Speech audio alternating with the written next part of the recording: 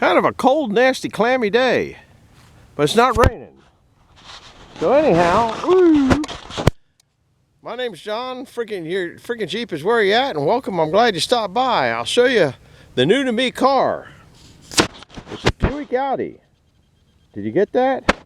This is what it looks like underneath the hood. It was cleaner till I got a hold of it. All this stuff down in here is squirrel deterrent. But that's what it looks like underneath the hood. I just haven't had it open spraying that stuff. If you didn't know, my red car got eaten up by squirrels, and my Bobcat did. The squirrels cost me $15,000 this month, or in the last month. But this is the car. It's exactly what I had. Almost doesn't have quite as many buttons and whistles on it. Pretty car inside. Whew, it stinks. It's got that deterrent on it, and I'm spraying at that. We're also putting some ammonia rags around it to keep it. I'm parking it away from the house from over there, which I don't really like that. I'm trying to come up with something. I'm not sure what we're going to do to keep the squirrels away, or get this car undercover or something like that. I just don't know what we're doing yet. We're also, I'm going to put a couple have-a-heart traps out here, so if they do get over here, what's good about over here, doesn't get all the tree sap that you see on everything. Everything gets covered with tree sap, and quite a few limbs fall out of there, and we're hitting things. So that's another reason it's over here. Don't want to get destroyed. Thought about putting a garage up, but even still, you're going to have to walk a mile from the house. And then, you know, we got such a nice view, don't really want to put anything like that up. Down that way is where we're thinking about doing something, but then if it's raining out, you can't get up through the mud. So that's not particularly a thing. When you're on the porch, you really can't see the stuff down there when the apple trees are in blossom either. You really don't see that. So haven't really come up with a solution yet.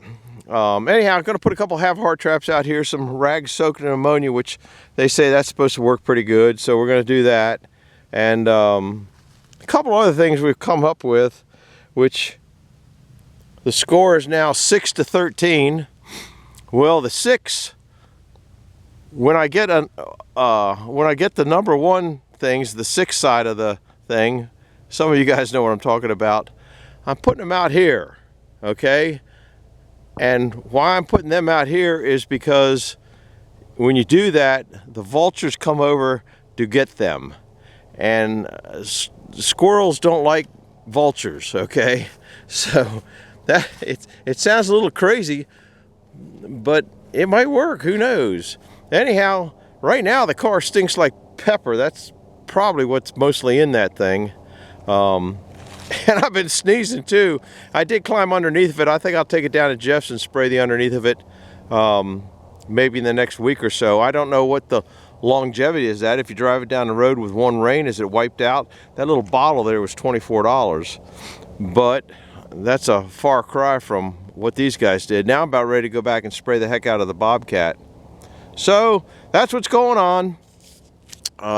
Haven't put the starter in yet. We didn't get back from the dealer till just a little while ago, and it's kind of dark and gloomy, but I got to do that. And that might be it for video tonight. I'm not sure.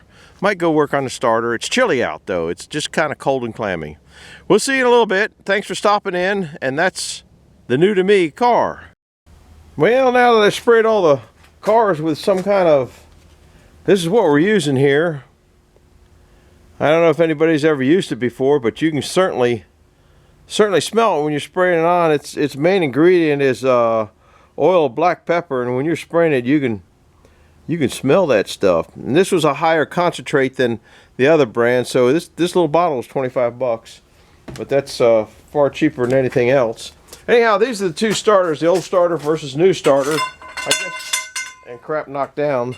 I guess instead of this one here, I guess you're seeing that it has an air vent here, which I kind of like that. This one here might be a knockoff that they're just selling. It really looks like it's been glass beaded. But this one's got a vent here and a vent here, where this does not have that. I guess this is the same. No, this is There. Now we're looking the same. So this one's got a vent here and a vent here, or this one does. And that's the way it is. I don't know. I'm going to go ahead and put it on. It's going to be kind of too dark for you guys to see anything, so we're not going to be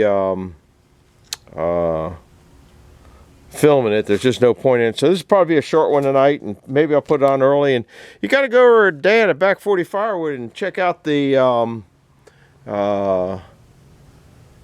live Friday. It starts at 9 o'clock. Now, I think I'm in there.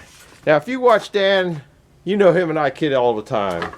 Well, if you watch him far enough, he just got a new sauna. Okay, he was advertising, doing all the things that YouTubers do. And so I told him, I said, you need to go do your Friday night live from the sauna. So if you're watching this before he goes on and he's not in that sauna, your homework tonight, everybody, is go up and tell him Frickin' Jeep told you to do it from the sauna and give him grief. That's your job.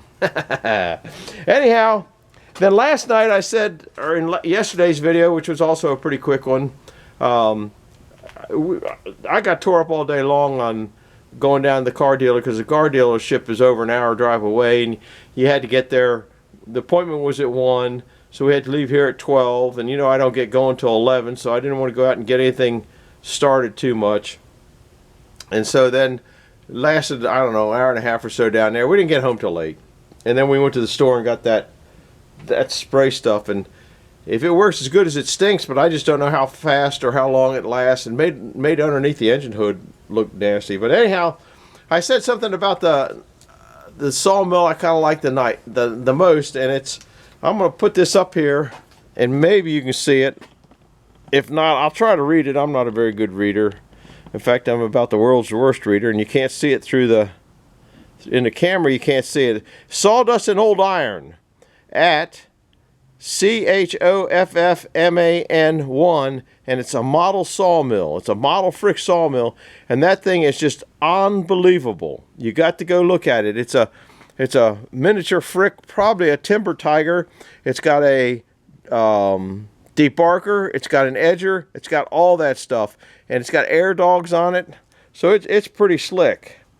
And I got the starter, and the guys up at Rippion helped me out on that. And I want to give a special thanks out to the parts guy. I didn't get his name, but I was talking to John Wilkins, and he's looking into some information for a steel saw for me that I've been looking at.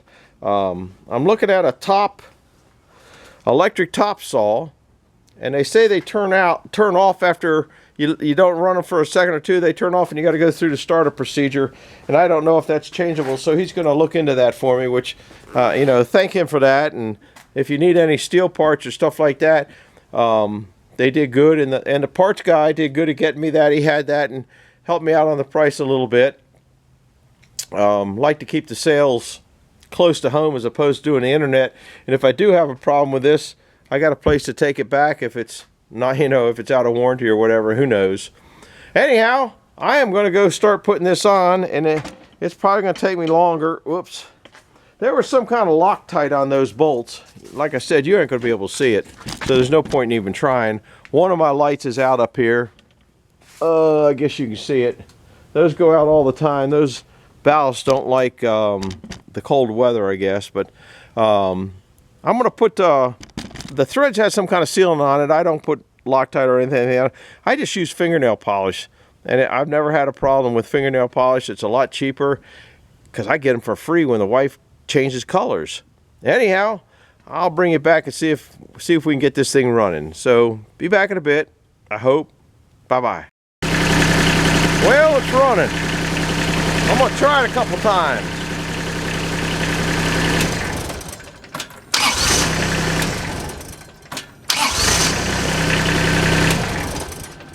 All right, that didn't go too bad. I guess with that light on there, I could have probably seen better than the other, but I didn't want everything on. I guess you can kind of see that starter's really not a bad starter to put in. But I'll tell you a funny story that just happened to me, and you couldn't have written this in a book. I'm gonna turn this key off. You couldn't have written this in a book. I don't know where. I got to get a light on it to show you. It took me longer. I got stuck in the vehicle. Okay? Oh man, you're on a halfway selfie stick. I don't know if you can even see me in there. It's dark and it's kind of miserable working on things in the dark, but that's the way it is. I'm gonna turn this light on. I got stuck in the vehicle. Okay? Now the starter's right there. You can see the bolt, one at the top and there's one at the bottom. But see this thing here that says hot? Okay. Now you can't. I had the jacket on over here. That's a jacket I always wear, and it has buttons on it. Okay, you can kind of see the button. Well, the button on the cuff, when I got in here and slid, oh, you can't see it now that I don't have the. Oh man, working without light in nighttime just don't make an easy movie. Anyhow, the button, see where it says hot there? I can't even see if you see it. The button slid down into here somehow and got, oh, you can't even see that. It slid down into the T and you could not get it out. And so I was stuck in here. I don't have anybody to call. I couldn't even, even if I had a phone in my pocket, I couldn't have gotten out because my whole arm was stuck in there because that was the end of the sleeve. And so I'm thinking, what am I going to do? What am I going to do? And I tried and tried and tried to get that out because I didn't want to break the button. And finally I just said to hell with it and pulled half the sleeve off my jacket. And you know, that kind of crap only happens, I think, to me. If you got a funny story where you got stuck in a vehicle like that, I mean, who else? How else could you? If in the daytime or the other day when I was warm, see this monkey suit doesn't have any buttons on it, but it's cold out here, so I had to take after I yanked it off, took the coat off, and just, oh man, I was furious. So that's got to be an oddball story. Anyhow, that's going to be it for videos.